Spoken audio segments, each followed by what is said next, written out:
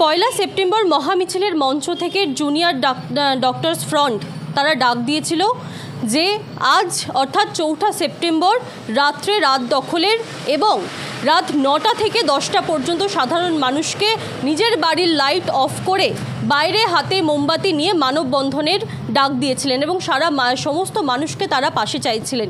তার কারণ ছিল সুপ্রিম কোর্টে 5ই সেপ্টেম্বর রয়েছে শুনানি তিলোত্তমা কাণ্ডের, কিন্তু কোনো অজ্ঞাত কারণবশত সেই শুনানি কিন্তু স্থগিত করে দেওয়া হয়, তার কারণ কিন্তু জানানো হয়নি।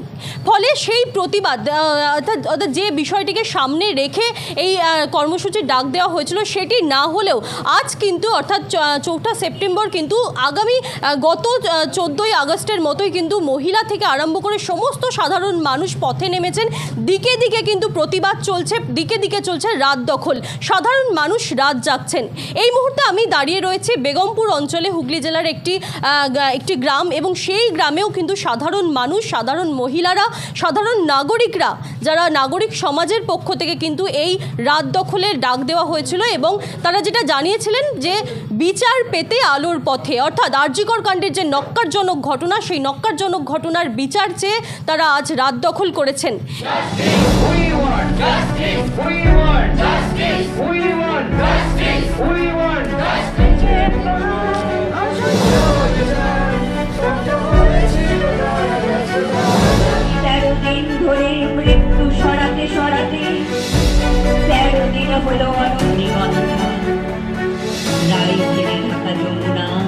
না, আন্দোলন তো চালিয়ে যেতেই হবে। যতদিন আমরা জাস্টিস না পাই ততদিন আমরা আন্দোলন চালিয়ে যাব এবং আমরা মেয়েরা জমায়েত হব এবং যেখানে যতবার হবে এরকম জমায়েত আমরা অবশ্যই জমায়েত হব। আমাদের জাস্টিস চাই, উই ওয়ান্ট জাস্টিস।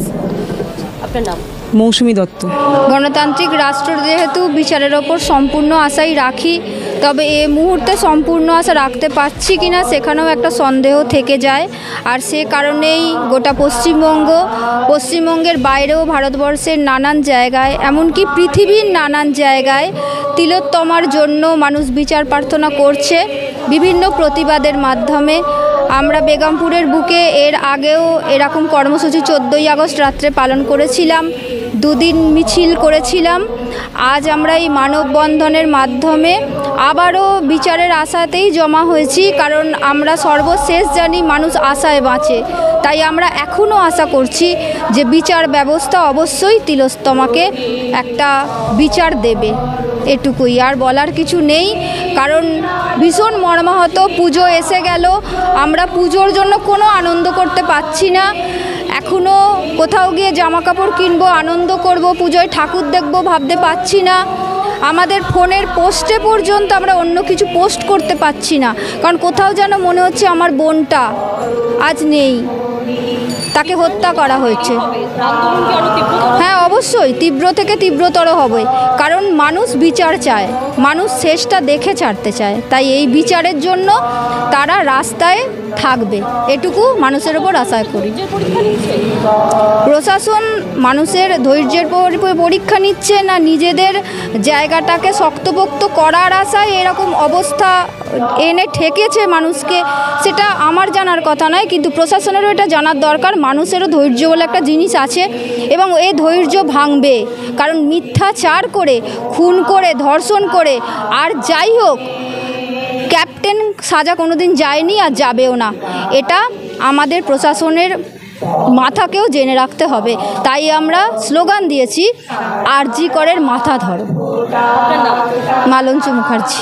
নিরপেক্ষতার অভাব, ঠিকঠাক করে তদন্ত হচ্ছে না বা আগেও হয়নি।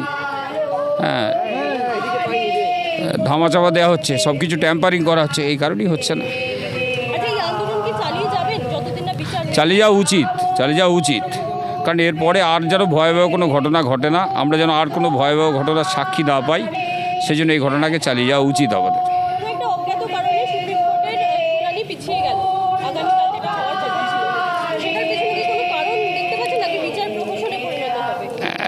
এটা বলা যাবে না, কারণ হচ্ছে কোর্টের ব্যাপার, অভ্যন্তরীণ ব্যাপার, এই ব্যাপারে কিছু মন্তব্য না করাই ভালো। শান্তগোপাল হালদার। হতাশ তো একটা লাগবেই, কিন্তু হতাশ লাগার সাথে সাথে আর একটা জিনিস হয়তো প্রতিটা মানুষের মধ্যেই এই চিন্তাভাবনাটা আরও প্রকট হচ্ছে যে শহর গ্রামগঞ্জ আন্দোলন ভুলে গেছিলো, সেই আন্দোলনটা মনে হচ্ছে আবারও রক্তের মধ্যে মিশে জোরালো হচ্ছে। হতাশ তো হচ্ছে একটা কারণে, যে বিচার সুবিচার পাচ্ছে না, কিন্তু আন্দোলনের যে পথ, সেই স্রোতে আবার মানুষ ফিরে আসছে গ্রাম থেকে শহর, প্রতিটা দিকে দিকে। আজকে মূলত কি দাবি ছিল? আজকে মূলত দাবি, আমরা যখন এই বিক্ষোভ সভাটা অ্যারেঞ্জ করি তখন যে দাবিটা আমাদের সামনে ছিল যে জাস্টিসটা যেন ঠিকঠাক হয়, কিন্তু যখন আমরা 2 ঘন্টা আগে জানতে পারলাম যে গতকাল যে সুপ্রিমে বিচারের যে ব্যবস্থাটা ছিল সেটা বিনা কারণেই, কোনো বিশিষ্ট না কারণেই সেটা বাতিল হয়েছে, সেটা তাতে নিয়ে আমাদের দাবিটা আরেকটু বেশি জোরালো হলো।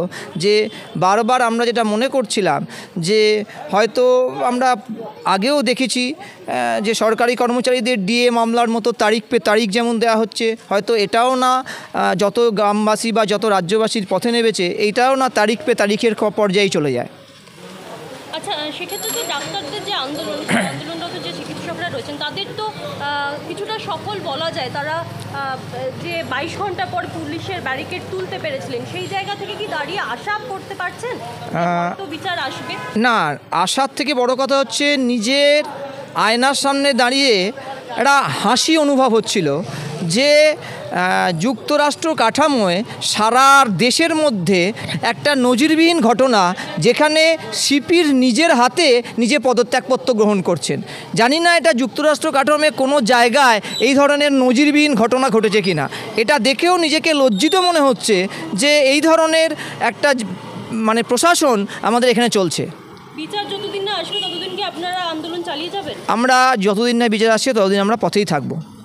এর পরবর্তী কোনো কর্মসূচি? এর পরবর্তী কর্মসূচি বলতে আমরা বেগমপুর স্কুলের যারা প্রাক্তন ছাত্রছাত্রীরা আছি তারা আগামী 15ই সেপ্টেম্বর অর্থাৎ এই রবিবার তার পরের রবিবার বেগমপুর ঘোষবাটি প্রাঙ্গণ থেকে একটা মিছিলের আয়োজন করেছি। সেই মিছিল বেগমপুর ঘোষবাটি প্রাঙ্গণ থেকে আরম্ভ হবে, কাছারিপুকুর ধার, হাটতলা এবং তার সাথে সেটা বাউনিঘাটার পোল হয়ে মনিরাও খরসলাই হাট হয়ে ছোটো তাজপুর হয়ে তেলিপাড়া হয়ে প্রতীক্ষালয়ে আমাদের একটা জমায়েত হবে।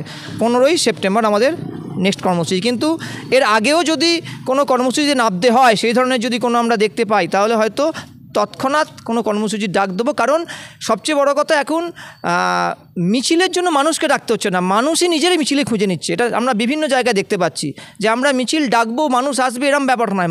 মানুষ যেখান দিয়ে পাশে যাচ্ছে, পাশে কোনো মিছিল দেখলে সেখানে তারা সমবেত হয়ে যাচ্ছে। এটা একটা ভালো দিক, যে এটা হয়তো তিলোত্তমাকে বিচার পেতে আরও তাড়াতাড়ি বিচার পেতে সুবিধা করবে। আপনার নাম? কুণাল লাহা, বেগমপুর গ্রামবাসী।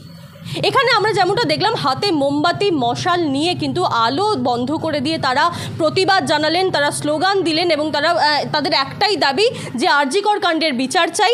এবং তারা যেটা বললেন সংবাদ মাধ্যমের মুখোমুখি হয়ে, যে এই যে শুনানি পিছিয়ে দেওয়া হলো সেই বিষয়টাতে তারা কিন্তু অত্যন্ত ক্ষুব্ধ এবং সাধারণ মানুষ কিন্তু চাইছেন যত তাড়াতাড়ি সম্ভব তিলোত্তমা কাণ্ডের বিচার হোক এবং যতদিন না পর্যন্ত বিচার পাবে তারা কিন্তু তীব্র থেকে তীব্রতর আন্দোলনের দিকে যাবে। এই আন্দোলন কিন্তু থেমে যাবে না এবং কোথাও গিয়ে কিন্তু এই আন্দোলন স্তিমিত হয়ে যাচ্ছে না, এমনটাই কিন্তু তারা জানাচ্ছেন। এই বিষয়ে আপনি কি বলবেন জানান কমেন্টে, এবং এরকমই আরও খবর জানতে নজর রাখুন ডিএনএন বাংলার পর্দায়। ডিএনএন বাংলা, সবার মনে সবার ফোনে।